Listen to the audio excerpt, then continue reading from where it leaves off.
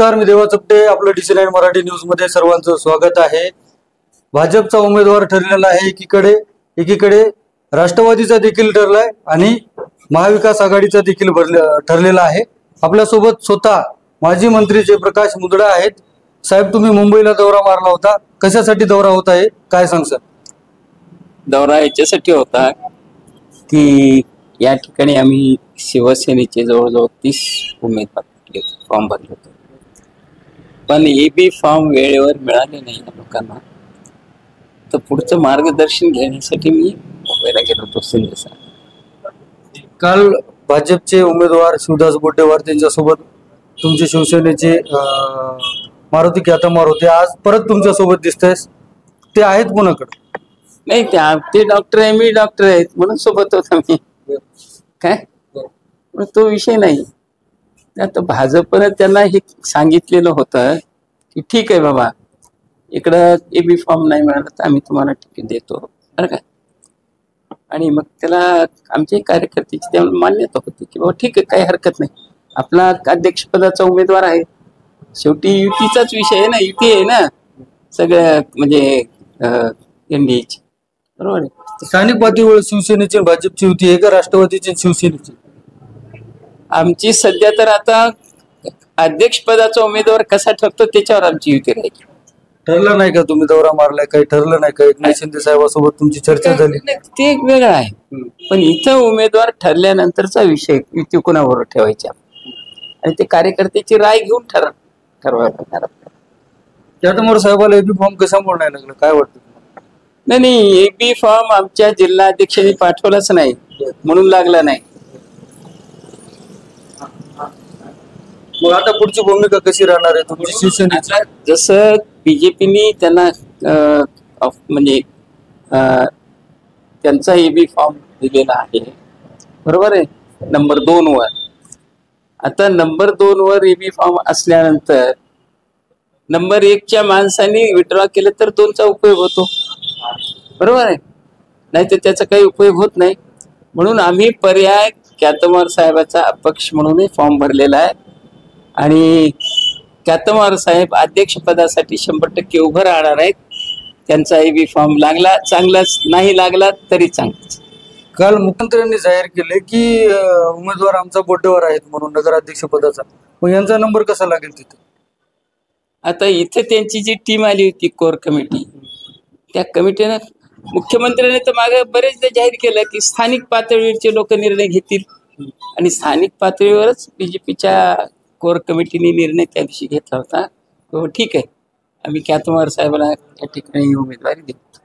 मग आता पुढची रणनीती कशी असणार आहे तुमची? काय सांगितलं ना मी. ख्यातमार साहेबाचा जर कन्फर्म झाला फॉर्म तर विषय नाही झाला तरी ख्यातमार साहेबाचा अपक्ष म्हणून फॉर्म आम्ही आधीच भरलेला आहे. तो अपक्ष भरलेला फॉर्म आम्हाला कामी येणार आहे आणि ख्यातमार साहेब अध्यक्षपदासाठी 100% उभं राहणार आहे. नक्कीच आपल्यासोबत स्वतः ख्यातमार साहेब आहेत. ते शिवसेनेकडून पण इच्छुक होते, भाजपकडून पण होते. साहेब, तुमचा शिवसेनेमध्ये पण नंबर लागला नाही, भाजपमध्ये पण लागला नाही, आता काय भूमिका असणार आहे तुमची, स्पष्ट सांगा.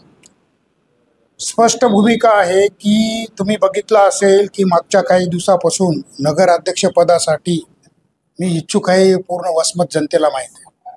परंतु राजकारणाच्या खेळ्या अशा व्हायल्यात की बाबा मी जिथं जिथं चालू आणि वातावरण झालं तिथून मला डच्चू मिळत आहे.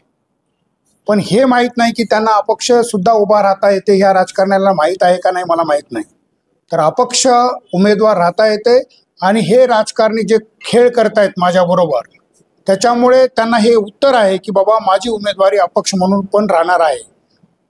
सुदैवानं आज 3 वाजेपर्यंतच तारीख होती, आपल्या 3 वाजेपर्यंतच आपल्याला माघार घ्यायची तारीख होती. आम्हाला वाटतं हे 3 वाजता आम्ही पत्रकार परिषद घेऊन हे सगळं सांगणार होतो, परंतु तारीख ही 25 झालेली आहे आता अर्ज माघार घ्यायची तारीख.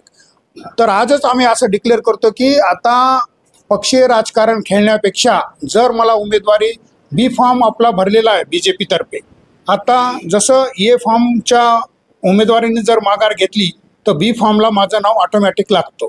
परंतु ते जर नाही झालं तर मी अपक्ष निवडणूक लढवणार आणि नगर अध्यक्षपदाचे उमेदवार डॉक्टर कॅतमवार म्हणजे सविता कॅतमवार हे 3 तारखेला निवडून येतील याची मला खात्री आहे.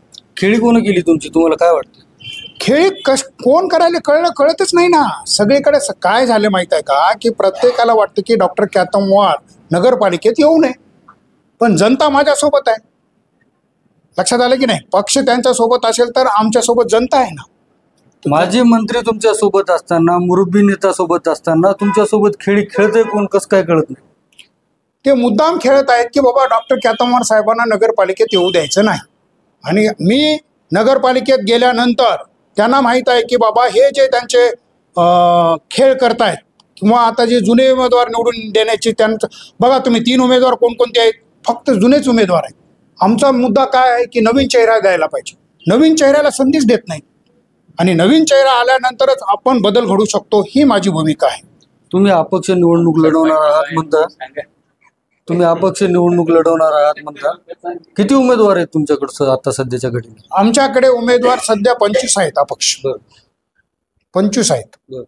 त्याच्यामुळे आम्ही निवडणूक लढवणार. आणि आता डॉक्टर मुंदडा साहेब माजी मंत्री तुम्ही जे म्हणाले ते मला पाठिंबा देणारच आहेत. त्याच्यामुळे आम्ही पूर्ण वसमत पिंजून काढणार प्रचारासाठी आणि आम्ही भूमिका मांडणार जनतेला की बाबा या वेळेला उमेदवार जर बदलला तर नक्कीच वसमतची सुधारणा होईल आणि वसमतचा चेहरा मोहरा बदलला जाईल.